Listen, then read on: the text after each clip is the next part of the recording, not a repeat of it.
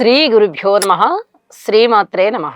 మా భక్తి టీవీని ప్రోత్సహిస్తూ ఉన్నటువంటి మా ప్రేక్షకులకి ధన్యవాదాలు తెలియజేస్తూ, మనము గరుడ పురాణంలోని నరకాల వివరాలు ప్రతిరోజు ఒక్కొక్కటి తెలియచెప్పుకుంటూ ఉన్నాం. ఈ నరకాలు భూమి మీద జన్మించినటువంటి జీవుల యొక్క ప్రవర్తన ఏ విధంగా ఉండాలి, అన్యాయపు ప్రవర్తన, అక్రమాలు, మోసాలు, ద్వేషాలు, కలహాలు, దుఃఖాలు, అలాగే దుష్ట ప్రవర్తన, దుష్ట ఆలోచనలు, దైవం మీద నమ్మకం లేకపోవడం, పెద్దల్ని దూషించడం, దైవాన్ని దూషించడం, ప్రతి వ్యక్తిని ద్వేషించడం, ఎదుటివారిని ద్వేషించడం అన్నమాట. ద్వేషించడం, ఇష్టమైన వారిని అతిగా పొగడడం, ఇష్టం లేని వారిని అతిగా అవమానించడం, ఇలాంటి రకరకాల ప్రవర్తనలు కలిగి ఉన్న వారిని యమదూతలు వీరు మరణించిన తర్వాత ఏ విధమైనటువంటి నరకానికి తీసుకువెళ్ళి హింసలు పెడతారు అనేది శ్రీ మహావిష్ణువు గరుత్మంతునికి చెప్పినటువంటి పురాణం ఇది. చాలా మందిలో ఒక అపోహ ఉంటూ ఉంటుంది, ఏమండి మనుషులు ఎవరన్నా మరణించినప్పుడు కదా ఆ 10 రోజుల లోపల గరుడ పురాణం వినాలి, గరుడ పురాణం ఇంట్లో ఉండడం కూడా అంత మంచిది కాదు కదండి అంటారు. అంటే ఇది అపోహ. మనిషి మరణించినప్పుడు వారు ఇంకా ఏమి చెయ్యలేని స్థితి కదా, మరణించారంటే వాళ్ళ జీవనం అయిపోయింది, శక్తి సామర్థ్యాలు అయిపోయాయి, ఇంకా ఏమి చెయ్యలేని స్థితి. అప్పుడు నరకయాతన పడుతూ ఉన్నటువంటి మానవుడు దుఃఖించేటటువంటి విషయం ఏంటి, నేను జీవించి ఉండగా నాకెందుకు తెలియదు ఇవన్నీ అని దుఃఖిస్తాడు. కాబట్టి మనిషి జీవించి ఉండగానే ఏ రకమైనటువంటి ప్రవర్తన కలిగి ఉండాలి అని చెప్పుకునే, తెలుసుకునే శాస్త్రం గరుడ పురాణం. మనిషికి ఆత్మశాంతి కూడా ఉండాలి. ఇప్పుడు చెప్పుకున్నటువంటిది ఒక కారణం కాగా, అంటే జీవించి ఉన్నప్పుడు నాకు ఈ రకమైనటువంటి నరకాలు ఉంటాయి, ఇలాంటి ప్రవర్తన ఉండకూడదు అని తెలుసుకునేది ఒక కారణం అయితే, మరి ఒక కారణం ఏముంటుందంటే, దగ్గర బంధువులు చనిపోయినప్పుడు ఆ మరణాన్ని తట్టుకోవడం కష్టమవుతుంది. అంటే బాగా ఇష్టమైన వాళ్ళు మన దగ్గరగా లేనప్పుడు, అరే వాళ్ళు లేరే మనతో, వాళ్ళ యొక్క ఆత్మీయత ఆదరణలు మనకి లేవే, వారి యొక్క సలహా సంప్రదింపులు మనకి లేవే, వాళ్ళ యొక్క ప్రేమ మనకి లేదే అనేటటువంటి బాధ ఈ బ్రతికి ఉన్న వారిని చాలా బాధకి గురి చేసేస్తూ ఉంటుంది. అలాంటప్పుడు మనోనిబ్బరం పెరగడం కోసం కూడా గరుడ పురాణం చదవమని చెప్తారు. అంటే 2 కారణాల వల్ల గరుడ పురాణం చదువుతున్నాం అన్నమాట. ఇది మనిషి మరణించినప్పుడు వారి యొక్క ఎడబాటుని తట్టుకోలేని దుఃఖం ఉపశమించడానికి, మానవుని యొక్క జీవిత కాలంలో ఎటువంటి ఘోర తప్పిదాలు చేస్తూ ఉంటే ఎటువంటి నరకానికి వెళ్తాడు అని తెలుసుకోవడానికి, అంటే అలా చేయకుండా ఉండడానికి తెలుసుకుని, అందుకోసం గరుడ పురాణం చదవాలి. చాలా పవిత్రమైనది గరుడ పురాణం. మనకి అన్ని పురాణాలు పవిత్రమైనదే. బ్రహ్మాండ పురాణం, బ్రహ్మ వైవర్తన పురాణం, శివ పురాణం, విష్ణు పురాణం, పద్మ పురాణం, ఇలా మత్స్య పురాణం, వరాహ పురాణం, ఇవన్నీ కూడా చాలా చాలా అద్భుతమైనవి. ఇవి మొత్తం 18 రకాలైనటువంటి పురాణాలు, అష్టాదశ పురాణాలు. కాబట్టి ఏ పురాణం చదివినా చాలా మంచిదే. ధర్మము, న్యాయము, నీతి ఇవన్నీ కూడా తెలుస్తాయి. ముఖ్యంగా గరుడ పురాణం చదవడం వల్ల కానీ లేదా తెలుసుకోవడం వల్ల కానీ ఏ రకమైనటువంటి తప్పులు చెయ్యకూడదు అనేది మనకి ఇందులో తెలుస్తుంది. ఇవాళ మనము పుయోదము అనేటటువంటి ఒక నరకం గురించి తెలుసుకుందాం. ఈ పుయోదము అనే నరకం ఉత్తమమైనటువంటి జన్మించి, అంటే ఒక ఉన్నత కులం అని చెప్పుకుంటూ ఉంటారు, ఉన్నత కులంలో జన్మించి ఆ కులం కన్నా తక్కువ కులంలో ఉన్న వారికి సేవ చేయడం. ఇక్కడ ఒక విషయాన్ని మనము ప్రధానంగా చెప్పుకోవాలి.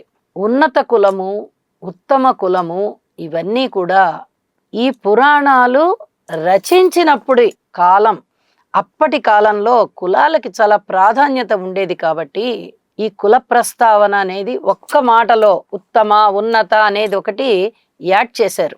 నిజంగా శ్రీ మహావిష్ణువు ఉత్తమ కులం అని చెప్పి ఉండకపోవచ్చు, కానీ ప్రజలకి గురి కుదరడం కోసం, అంటే ఎవరికి వాళ్ళు మన కులం గొప్పది అనుకుంటారు కదా, కాబట్టి ఎవరికి వాళ్ళు అలా అనుకుంటారు కాబట్టి ఇక్కడ ఉత్తమ కులము, ఉన్నత కులము అని చేరుద్దామని చెప్పి తరువాత వచ్చినటువంటి ఈ రచనల్లో ఆ పరిణామంలో వచ్చి ఉండవచ్చు అనేది నాకు ఒక ఆలోచన.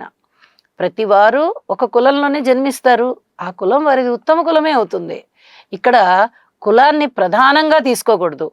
ఎవరి కులంలో వాళ్ళు జన్మిస్తారు వారికన్నా ఇంకొక భిన్నమైనటువంటి వారికి, అటువంటి వారికి సేవలు చేయడం అంటే, మనం ఏదో ఒక వృత్తిలో ఉన్నాము, మనకి కొంచెం సమమైన వాళ్ళు కాకుండా పూర్తిగా హీనస్థితిలో ఉన్నవారు అని చెప్పి తీసుకోవచ్చు ఇక్కడ. అటువంటి వారికి సేవ చేసిన, సేవ అనేది ధర్మ మార్గంతో చేయడం కాదు, ఏదో ఒకటి ఆశించి వాళ్ళకి వెళ్ళి సేవ చేయడం అన్నమాట. అలాగ సేవలు చేసిన, నీచమైనటువంటి పనులు చేస్తూ కొంతమందిని మెప్పించడానికి ఆ నీచ పనుల్లోకి వెళ్ళిపోయినా, ఇలాంటి వారు మరణించిన తదుపరి ఈ పుయోదము అనే నరకంలో పడిపోతారు. అక్కడ ఏం జరుగుతుంది? ఇంచుమించుగా వైతరిణి లాంటిదే ఇది కూడా, పుయోద నరకం. చీము, నెత్తురు, మలమూత్రాలు ఇలాంటివన్నీ ఆ నరకంలో ఉంటాయి. మరి ఆ నరకంలోకి ఈ రకమైన పాపులు నెట్టివేయబడతారు. మరి కేవలం ఇలాంటి సేవలు చేసినందువల్లేనా అంటే కాదు. వీళ్ళ యొక్క వృత్తిని, ప్రవృత్తిని, కులాచారాలని మానేసి, సిగ్గు అనేది లేకుండా, అరే ఎవరన్నా ఏమన్నా అనుకుంటారని లేకుండా, ఇది ధర్మమేనా కాదా అనే విచక్షణ లేకుండా ఇష్టం వచ్చినట్టు ప్రవర్తించే వాళ్ళు ఉంటారు కదా, అలాంటి వాళ్ళు కూడా ఈ నరకంలో పడిపోతారు. ఎవరి కులాచారాలు వాళ్ళు పాటించాలి, ఎవరి కుల ధర్మాలని వాళ్ళు పాటించాలి.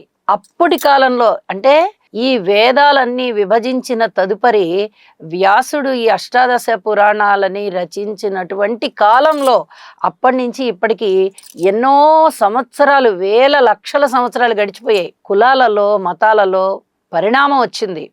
అందరూ సమానమైపోయారు. అన్ని రకాల వృత్తులు అందరూ స్వీకరిస్తున్నారు.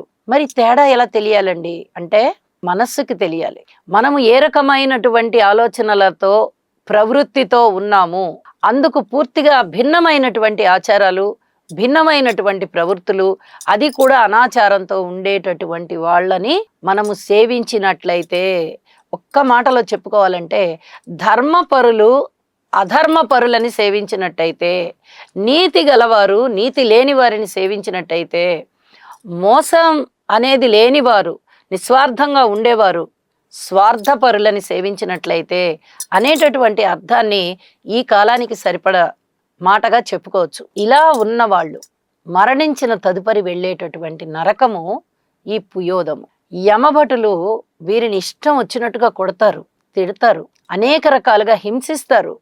ఈ మలాన్ని, మూత్రాన్ని, చీముని, నెత్తురుని ఇలాంటి వాటన్నిటిని తాగమని బాధ పెడతారు. ఈ బాధలు అనుభవించలేక జీవుడు రోధిస్తాడు. ఆ రోదన వినేవాళ్ళు ఉండరు, ఈ దుఃఖాన్ని ఉపశమింపజేసే వాళ్ళు ఉండరు. నువ్వు చేసావు కదా, భూమి మీద జన్మించినప్పుడు దుర్మార్గుల నీడన వెళ్ళావు, వాళ్ళ పంచన చేరావు, వాళ్ళు చెప్పినట్టు చేసావు, సిగ్గుశరం లేకుండా ప్రవర్తించావు, అన్యాయాలు చేసావు, అక్రమాలు చేసావు, కాబట్టి అనుభవించు అని చెప్పి యమదూతలు నానా యాతనలు పెడుతూ ఉంటారు. ఇటువంటి నరకాన్ని పుయోదము అంటారు. ఈ పుయోద నరకంలోకి లేకుండా ఉండాలి అంటే ఇందులో ఉన్నటువంటి అసత్య ప్రవర్తన మనకి ఉండకూడదు, అన్యాయ మార్గం ఉండకూడదు, పెద్దల పట్ల వినయ విధేయతలు ఉండాలి. మన కులాచారాలని, మన ధర్మాచారాలని మనము విడిచిపెట్టి భిన్నంగా ప్రవర్తించకూడదు, ఆ భిన్నంగా ప్రవర్తించే వారి చెంత చేరకూడదు అని చెప్పి తెలుసుకుంటూ మరి ఒక నరకాన్ని గురించి రేపటి రోజు తెలియచెప్పుకుందాం. శుభం. సర్వే జనా సుఖినో భవంతు.